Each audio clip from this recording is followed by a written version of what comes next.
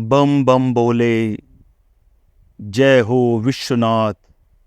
हे शिव शंकर, तुम्हारी जय हो। तुम्हारे अनेकों रूप इस संसार ने देखे हैं। तुम्हारा महात्म उन लोगों को भी ज्ञात है जो तुम्हारी पूजा अर्चना से विमुख हैं। वे लोग जो सनातन को नहीं भी जानते, नहीं भी मानते, वे भी तुमको जानते हैं। शत्रु भी और मित्र भी, सबके तुम सहयोगी भी हो और संहारकर्ता भी। मेरे शिव, तुम्हें नमस्कार है। तुम्हारे हजारों लाखों करोड़ों रूपों में मेरे लिए सबसे अधिक वंदनीय तुम्हारा, जब विष को तुमने पी लिया, नीलकंठ का रूप अपनाया, वही नीलकंठ का रूप जिससे आज संसार कृपा पाता है। मेरे लिए मेरी कृपा तो तभी तुमने कर दी प्रभु, जब तुमने समुद्र मंथन से निकले हुए विष को स्वयं में ग्रहण किया।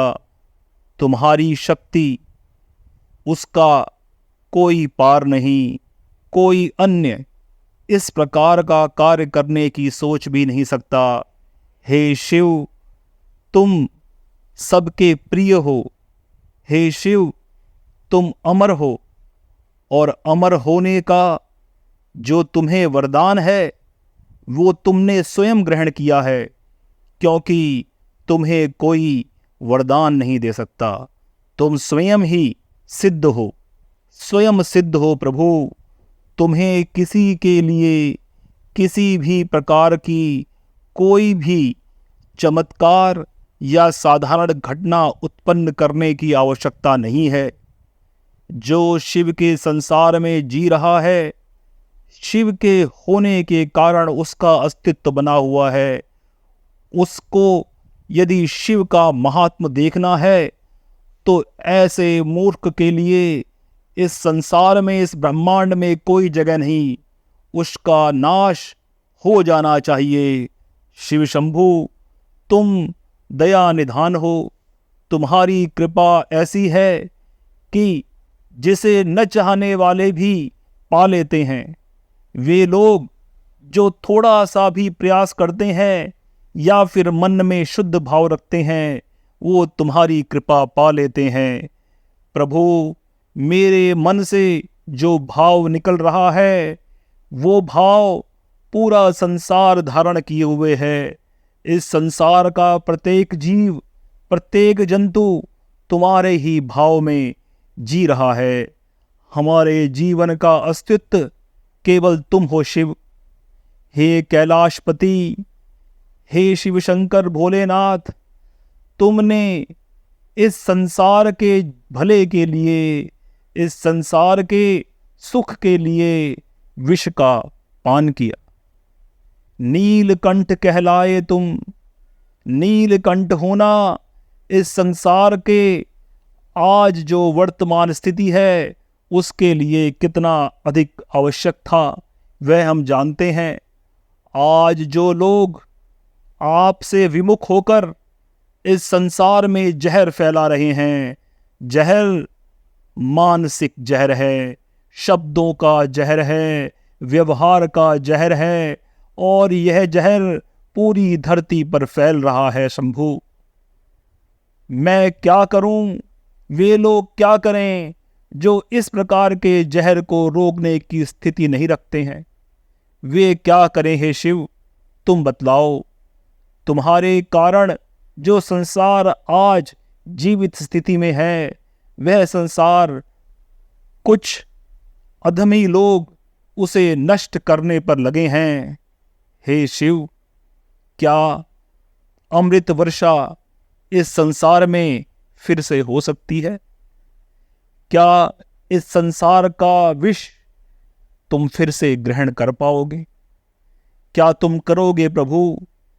यह कलयुग कब नहीं था? कब नहीं था जब इस धरती पर ब्रह्मांड में बुरी शक्तियां न थी? तुमने तो हर समय हर काल में सभी भले लोगों का संरक्षण किया है। तुम्हारे सामने कुछ भी जो ऐसा हुआ जो अनुचित था, तुमने उसका विरोध किया। तुमने उन लोगों को शक्ति दी, बुद्धि दी, युक्ति दी, जिन भी लोगों ने अच्छे कार्य के लिए संकल्प किया। तुम्हारी पूजा करने की आवश्यकता नहीं, मन में अच्छे विचार होना ही पर्याप्त है। जो भी लोग अपने व्यवहार से, आचरण से संसार के भले के लिए कुछ भी दुख उठाते हैं, हे शिव, तुम उनका दुख हर लेते हो। तुम्हारे स्वयं के इस पूरे जीवन में कोई भी सुख है तो वह तुम्हारे भक्तों का सुख है। तुम्हारे जीवन में कुछ भी संतुष्टि है तो वह इस संसार के जीवों का संतोष है। ऐसा कभी न हुआ पहले कि तुम, हे भोलेनाथ, इस जगत के दुख देखने पर भी शांत रहे, मौन रहे। पर शिव, ये ऐसा क्यों हो रहा है? क्या यह मानव जाति की परीक्षा है? क्या ऐसा लगता है कि तुम किसी भागीरथ का इंतजार कर रहे हो शिव? भागीरथ अब आए या ना आए, यह धरती तुम्हारी कृपा से है। कौन यत्न करे, कौन गंगा को स्वर्ग से उतारे धरती पर, धरती में रहने वाले लोगों के पाप को हरने के लिए, उन्हें मोक्ष दिलाने के लिए। अब तो घर घर में गंगा का पहुंचना जरूरी है, क्योंकि घर घर में पाप बढ़ रहा है। हे शंकर, भोलेनाथ, मैं कैसे तुम्हें फिर से आवाहन करूं कि नीलकंठ हो जाओ, नीलकंठ हो जाओ प्रभु। इस संसार को तुम जिस भी स्वरूप में दिखते हो, वे सारे स्वरूप छुपा लो, अपने भोलेनाथ का स्वरूप छुपा लो हे प्रभु। अपने अभयंकर का स्वरूप छुपा लो हे प्रभु। मेरे सामने तुम्हारी जो भी छवि बन रही है, हे पशुपतिनाथ, उसे छुपा लो। मैं किसी भी रूप से मोहित होना नहीं चाहता। मैं अपने जीवन के लिए, इस धरती के जीवन के लिए तुम्हारे नीलकंठ स्वरूप को चाहता हूँ प्रभु। प्रभु नीलकंठ हो जाओ। प्रभु, इस धरती का मानव इतना अधर्मी हो चुका, इतना ज़्यादा स्वार्थी हो चुका, उसने तुम्हारे उपकार को भुला दिया। वो न जानना चाहता कि किस प्रकार तुमने स्वयं ही संसार का सभी जहर खुद पी लिया, इसलिए कि इस संसार में लोगों में जीवन पनपे। इस संसार के सभी लोग, प्राणी, पशु, पक्षी, जंतु, वे सब इस प्रकृति में फलें फूलें। परंतु यह क्या हो गया? ऐसा संसार जिसे स्वयं तुमने अभय दान दिया, वह संसार फिर से स्वयं में इतना विष उत्पन्न करने लगा। शिव, तुमने तो सारा विष पी लिया था। ये विष कौन उगल रहा है?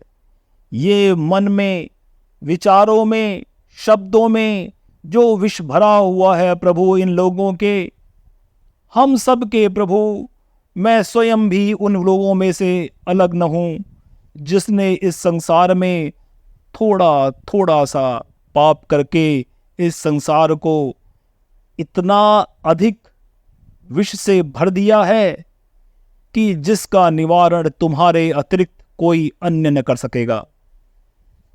मैं कौन सा अमृत लेकर आऊं? किसको पुकारूं कि जो अमृत दे दे? अमृत से भी अब जीवन न बच सकेगा। अमृत से भी अब यह संसार में किसी की गति न हो सकेगी। यह तो विष से भरा हुआ संसार है। अमृत को विष के कलश में डालोगे तो विष ही हो जाएगा।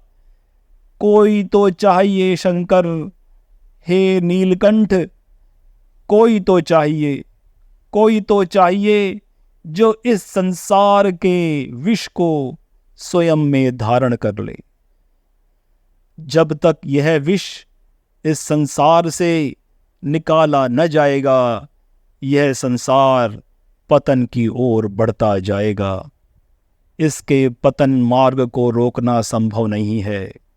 कोई भी ऐसा उपाय नहीं, कोई भी ऐसी युक्ति नहीं, और यदि उपाय युक्ति मिल भी जाए तो उसका कोई आधार नहीं कि जिस पर चलकर आगे बढ़ सके। आधार भी अगर मिल जाए तो किसके सहारे बढ़े आगे? कौन है किसे देखे? नीलकंठ भगवान, तुम्हारे चरणों में यह संसार है। तुम्हारी एक छोटी सी युक्ति ही इस संसार को मुक्ति दे सकती है। तुम्हारे बिना कोई अन्य देव नहीं जिसकी शरण में जाकर हम लोग प्रार्थना करें। हमारी प्रार्थना को हे प्रभु सुन लो। तुमसे ऐसा क्या है जो हो न सकेगा? ऐसा क्या है जो तुम्हें ज्ञात नहीं? तो हे नीलकंठ प्रभु, हे भोलेनाथ, मेरे इन विचारों को सुन लो प्रभु, मान लो प्रभु। संसार, यह धरती पाप के बोझ से दबी जा रही है। भले लोगों का जीवन मुश्किल हो गया है। कैसे उद्धार हो उन लोगों का जो तुम्हारा नाम लेते हैं। प्रभु, इतनी शक्ति तुम्हारे अतिरिक्त और किसमें है? तुम्हारे अतिरिक्त और कौन है जो इस संसार के विष को ग्रहण कर सके?